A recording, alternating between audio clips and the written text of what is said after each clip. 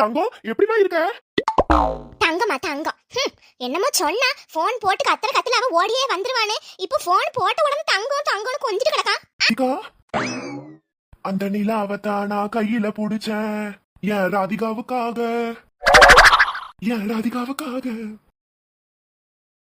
ரோசா, நல்ல சமையல்லாம் செய்ய கத்துக்கணும். என்னம்மா, கல்யாணம் ஆகி போக போறல, அடுத்த வாரம் எதனாச்சும் ஒரு நல்ல கடையில போய் உனக்கு நல்ல பட்டு புடவெல்லாம் எடுத்து தர அம்மா, சரியாம்மா? ஏம்மா, எனக்கு சேலைலாம் வேண்டாம், நல்ல எதனா சுடி அழகழகா எடுத்து கொடுங்கம்மா. சேலையை போட்டு யார் உட்காந்து கெட்டிக்கிட்டு கிடப்பா? இட்டி, அம்மா சொன்னா கேளு. எதனா ஃபங்க்ஷனு விருந்து போனா சேலை கட்டிட்டு போனாதான் நல்லா இருக்கும். சுடிதாரை போட்டு போனா நல்லாவா இருக்கும் அது? சரிம்மா, நீங்க சொல்றதே கேட்டுக்க. இன்னும் கொஞ்ச நாள் தான் இப்படிலாம் உங்க மடியில படுத்து தூங்க முடியும். என்னவா அம்மாவும் மகளும் உட்காந்து நல்லா கொண்டாடிட்டு இருக்காங்க. என்னமோ பண்ணட்டும், நம்மளுக்கு இதான் சரியான நேரம். இப்பவே ஓடிட வேண்டியதான். அதுக்கப்புறம் அம்மா எங்க போற, எப்போ வருவேன்னு கேள்வி மேல கேள்வி கேட்பாங்க. எப்பப்பா அது சரிப்பட்டு வருமா? அப்படியே நைஸா ஓடிட வேண்டியதான். எப்பா ராசா, கொஞ்சம் நில்லு. சொல்லாம கொள்ளாம ஓடிடலான்னு பார்த்தா அம்மா பாத்துட்டாங்க போலயே. சொல்லுங்கம்மா. என்னப்பா அமைதியா எங்கேயோ போற மாதிரி இருக்கு, எங்க போற இந்த நேரத்துல?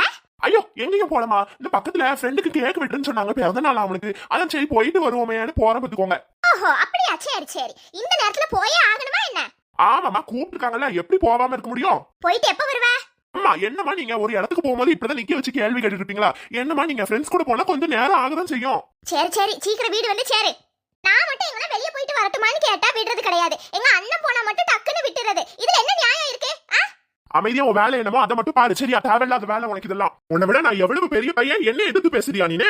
எப்பா, ரெண்டு பேரும் அமைதியா இருங்க. இன்னும் சின்ன பிள்ளை வேற சண்டை போட்டுட்டு இருக்காதீங்க. வயசு என்ன ஆயிட்டு? சீ, தலைவலியா இருக்கு இதுகளோட.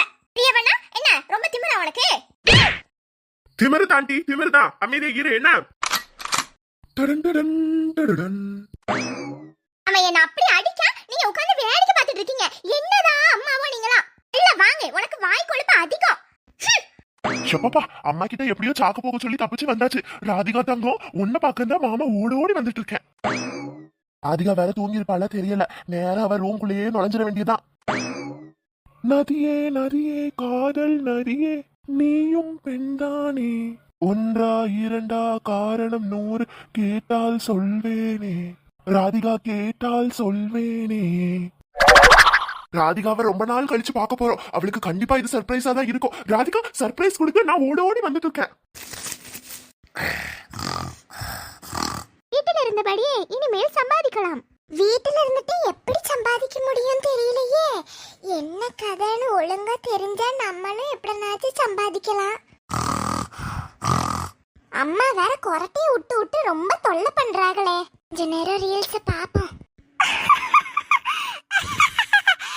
சிரிப்பு தாங்க முடியல.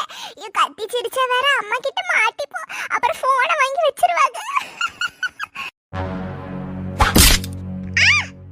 மணி என்ன ஆகுது? இன்னமும் படுத்து தூங்காம போனை நோண்டிக்கிட்டு இருக்க. என்ன நீ தூங்கலனா பரவாயில்ல, என்னையும் தூங்க விடாம நல்ல ஃபுல் சவுண்ட வச்சு பாக்க எப்படி எனக்கு தூக்கம் வரும்? சொல்லு ராதிகா. ஏம்மா, எதுக்குமா கத்துறீங்க? எனக்கு தூக்கம் வரல, அதான் போனை நோண்டிட்டு இருந்தேன்.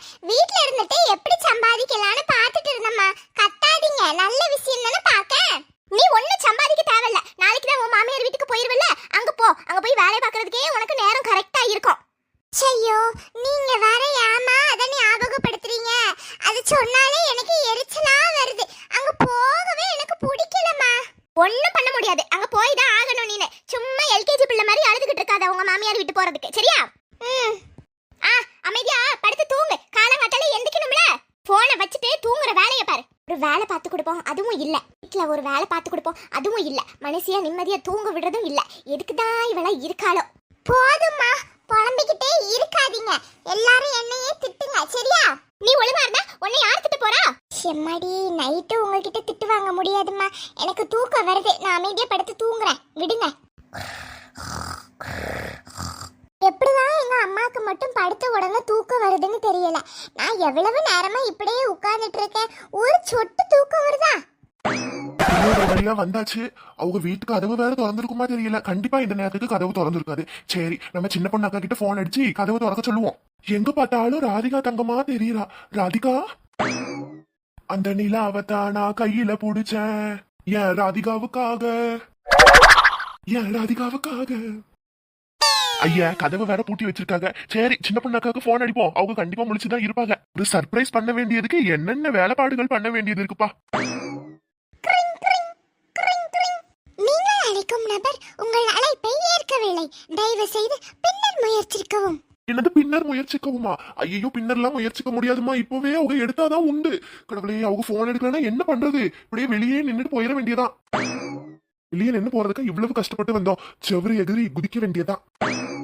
யாராச்சும் பார்த்தா என்ன நினைப்பாங்க? கெட்டின பொண்டாட்டியவே பாக்குறதுக்கு இந்த பாடு பண்ண வேண்டியது இருக்கு பாரு. ஆரம்பிக்கலாமா? கண்டிப்பா என்னோட ராதிகா தங்கம் இந்த ரூம்ல தான் இருக்கும்னு நினைக்கிறேன். சரி எதிரி குதிக்க வேண்டியதான்.